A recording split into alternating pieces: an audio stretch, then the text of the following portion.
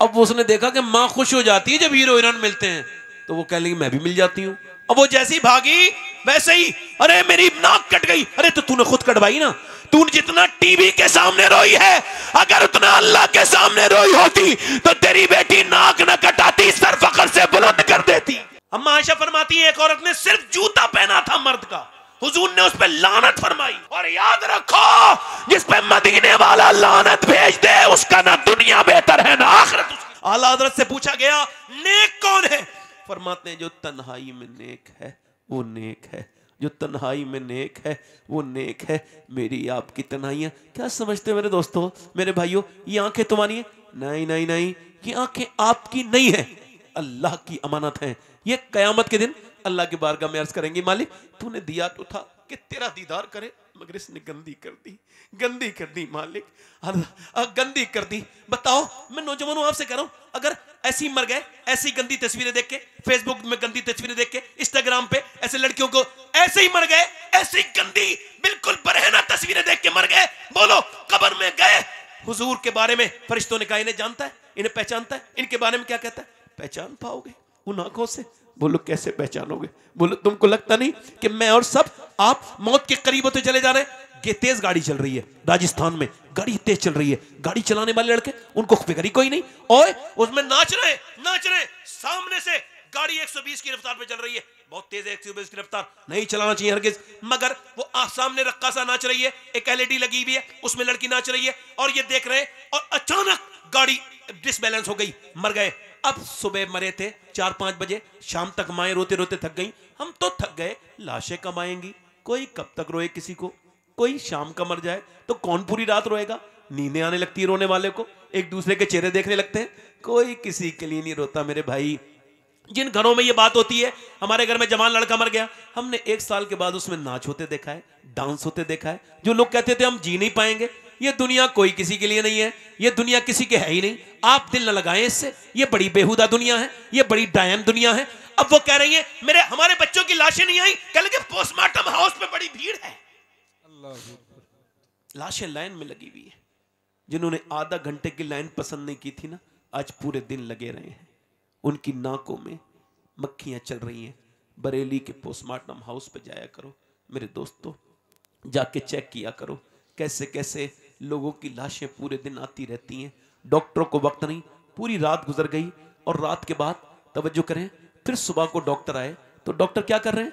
तवज्जो करो, वो क्या करते, पहले वो छेनियों से काटते थे, अब उनके पास ये सिस्टम नहीं है, अपडेट हो गए, उनके पास कैलेंडर है, ऐसे लगाते हैं, ये पूरा उन्होंने उतारा, उसके बाद फिर यहां से पूरा फाड़ देते हैं, यहां से पूरा पूरा चीर देते हैं, फिर उसके बाद वो जो भी निकालना होता है। अब औरत जो खुदकुशी करके गई है वो भी बरहना पड़ी है, मर्द जो मरा है वो भी बिल्कुल बगैर कपड़ों के पड़ा है डॉक्टर के सामने, वो उसको चुई रहा है, जो चीजें निकाले। कभी गुनाह का दिल करे ना, इस तरह की चीजें देख लिया करो, जा करके तुमको खबर होगी कि कितनी खतरनाक चीजें, मौत तुम्हारे सर पे खड़ी है। अल्लाह अकबर, मेरे नबी फरमाते हैं, अब वो फिर क्या दे रहे हैं? ऐसे टांके लगा रहे हैं, मोटे मोटे टांके, जहां तक ऊपर से लगाते हैं, अंदर से कुछ नहीं, ऐसे लगाए। और मैंने अपने हाथों से आज से 5 साल पहले 2 सगे भाइयों की लाशों को मैंने गुस्ल दिया था।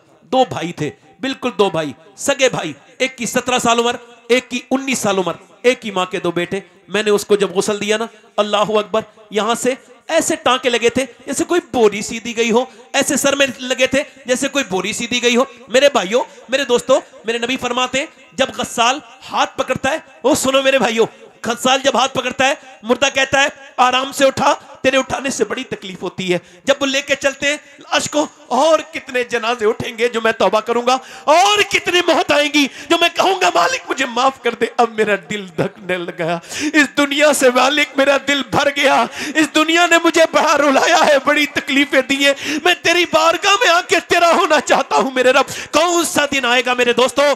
मेरे नबी फरमाते हैं हाथ पकड़ने तकलीफ होती है, बताओ तो फिर जब पोस्टमार्टम करते होंगे तो कितनी तकलीफ होती होगी। कहां गई वो माएं, कहां गई वो बेटियां, कहां गई वो अब तो माएं भी दर्द नहीं सिखाती, अब तो मां भी नहीं डराती, ना बाप डराता। सामने फिल्म चल रही है, लड़कों की तरबियत फिल्म देख देख के हो रही है।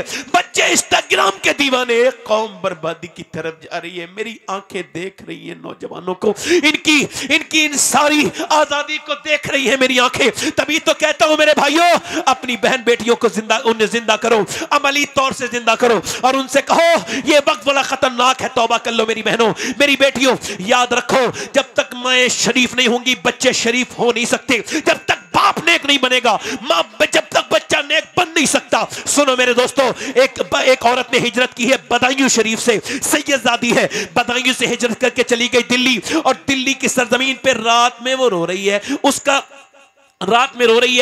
बच्चा 7 साल का है, वो सैयदजादी है। अगर कोई सैयद है तो 2 सजदे जो सीन उसके अंदर जरूर होंगे, 2 सीन लाजिम होंगे, एक सखावत का सीन, दूसरा सजदे का सीन। वो सैयदजादी रात के वक्त में रो रही है। उसका बेटा उठा, अम्मा क्यों रोती है? बेटे ने जब सलाम फेरा माने तो बेटे का हाथ पकड़कर, बेटे और कोई बात नहीं, अभी जब सोती थी तो हाथ पे एक छिपकली चढ़ गई, उसको हटा दिया।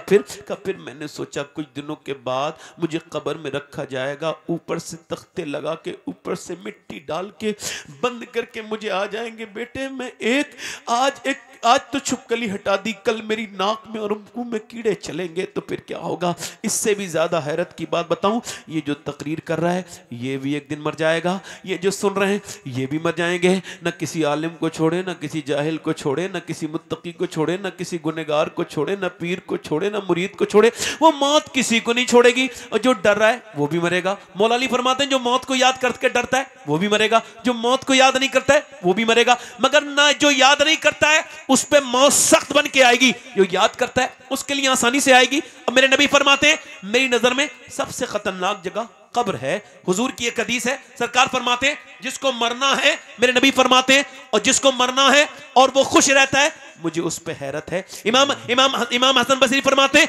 मैंने जितने अल्लाह वाले देखे सबको मौत के खौफ से डरते हुए देखा, अल्लाह के खौफ से डरते हुए देखा, लर्ज़ते देखा। हजरत ईसा के सामने जब मौत का जिक्र होता था बेहोश हो जाते थे। दाऊद अलैहिस्सलाम की मौत का जब जिक्र करते थे लोग तो आपके चेहरे से खून निकलने लगता था, मगर मैं नहीं डरता, आप नहीं डरते। मेरा इमाम कहता है मुजरिम को न शर्मा हो, अब आप कफन ढक दो, मुंह देख के क्या होगा, पर्दे में भलाई है। वो औरत रो के कहती है मेरे लाडले अभी तो माँ के आगे बढ़ता है और बेटा कहता है मेरी माँ तू बड़ी है, मैं छोटा हूं, मैं मर गया तो क्या होगा? तो माँ कहती बेटे सजदा कर, अल्लाह कब्र के अजाब से बचाएगा।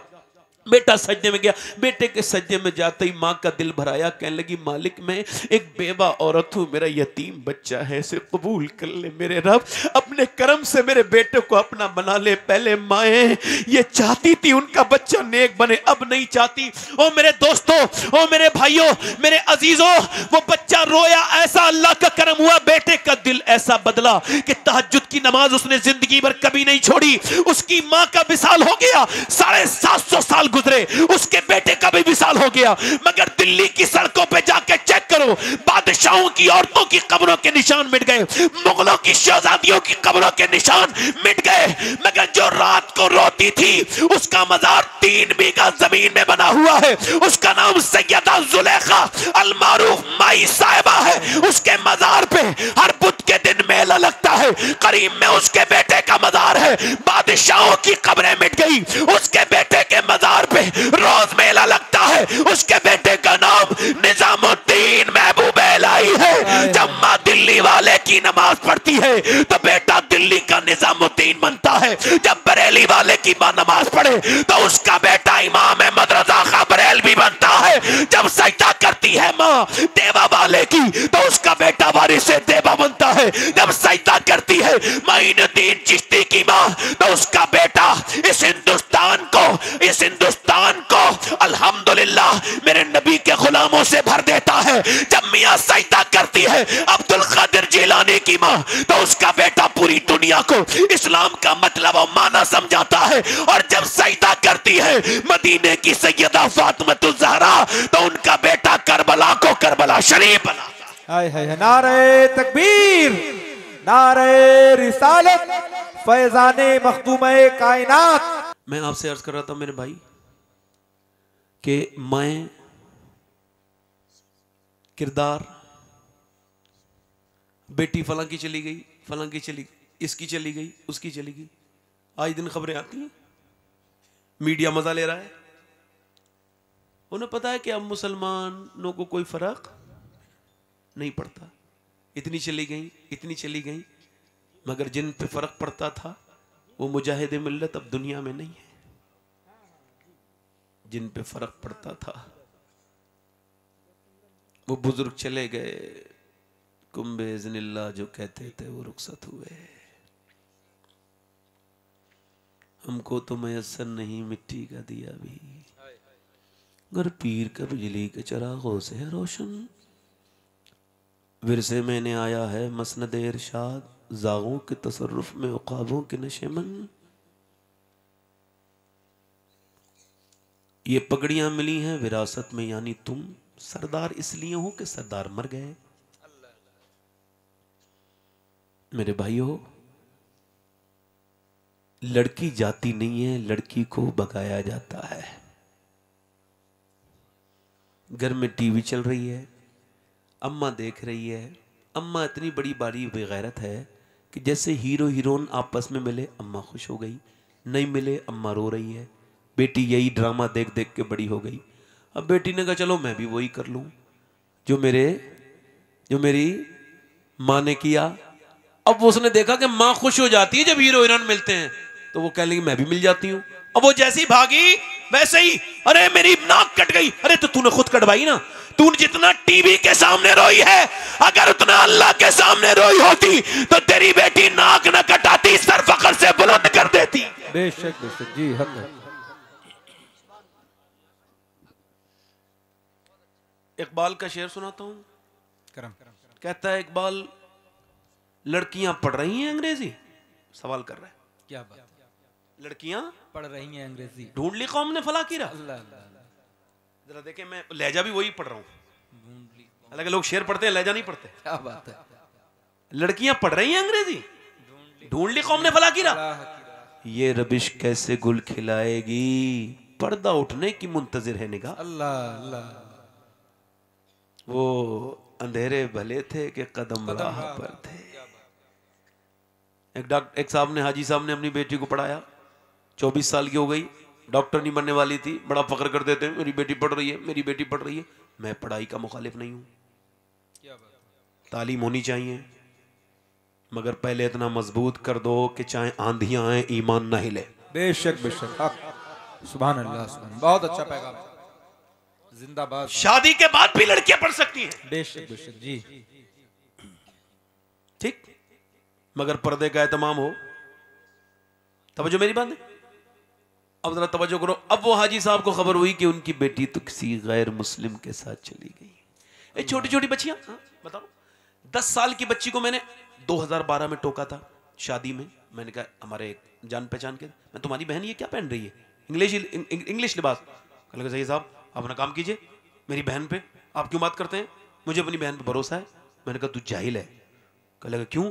मैंने कहा यह बता, तेरी बहन ज्यादा भरोसे के लायक है, या तेरी बेटी ज्यादा भरोसे के लायक है, या अल्लाह के रसूल की बेटी ज्यादा भरोसे। हाय हाय हाय, क्या बात है। दोस्तों को अपनी बीवी के सामने बैठा के नाश्ता कराने वालों, तुम्हारी बीबियां ज्यादा भरोसे के लायक हैं कि मेरे नबी की बीबियां ज्यादा भरोसे के लायक हैं। क्या बात है। अब इस घर को आग लग गई घर के चिराग से। तेरी दोस्ती थी, ते अपनी बहन के सामने क्यों लाता था दोस्त को।